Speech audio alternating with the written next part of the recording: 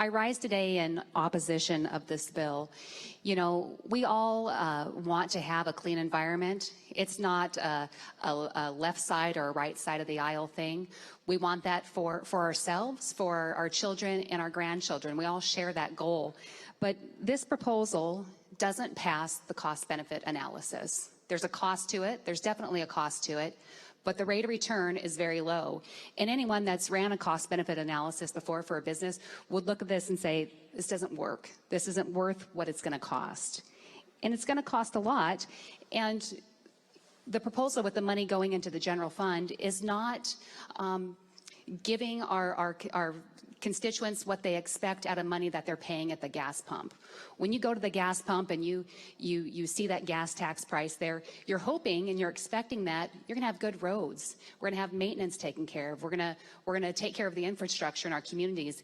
And with it going into the general fund, that's not going to be happening. I'm surprised. You know, my brother got married in December. We got to travel to Memphis for his wedding. It was pretty exciting. And because we had a lot of family there and rented a big Suburban, we drove all over Memphis for the weekend. And at the end of the trip, we had to go by the gas station and fill up a big Suburban. I was shocked that we'd driven all over, nice roads, and we filled up a Suburban for $25. I thought, what are they doing here in Tennessee that you can fill up a tank this big for $25? That'd cost you $100 in Washington.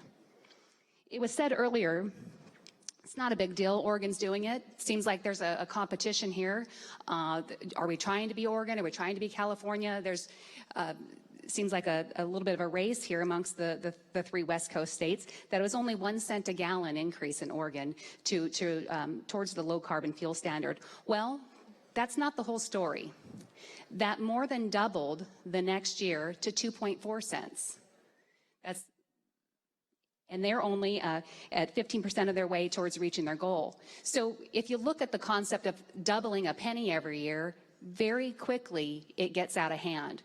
If you double a penny every day for 10 days, on the 10th day it's going to be $5.12. Imagine this bill. If it's projected at 50 cents, if it's projected, you know, a small amount now, in 10 years, what is that going to cost our people at the pump? It makes me, you know, it's interesting that there's some industries that are exempted here. Alaska Airlines, great company, we love them, glad that this is their home. But if airlines are exempted and other industries like our farmers get saddled with this, that's not equitable. I think about the opportunity we had this interim to go on farm tours. Heard a lot of what our farmers were saying.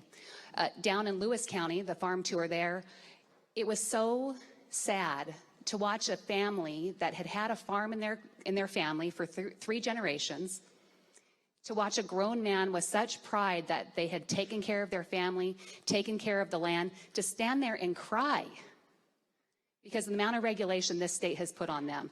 If they were just doing regular milk, they would have been out of business, but only because they're doing organic are they barely able to survive. With this bill, that'll hurt those farmers, and that hurts our ability to serve our community. So I'm a no today, Madam Speaker.